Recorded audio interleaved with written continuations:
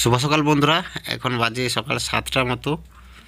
আর দেখতে পাচ্ছ ঘন কুয়াশা আজকে খুব হয়েছে। আর এখানটায় এই প্রতিমাটা রাখা আছে, এই তোমাদের দেখাই। আর মাইক সেটটা এখন বন্ধ আছে, কারণ মানে এক ফেজে 3টে সেট আপ চলছে, তা বাদে আমাদের এটা 2 ফেজ লাইন, তো খুবই ভোল্টেজ কম হচ্ছে, তার জন্য এখন আস্তে আস্তে বাজানো হচ্ছে।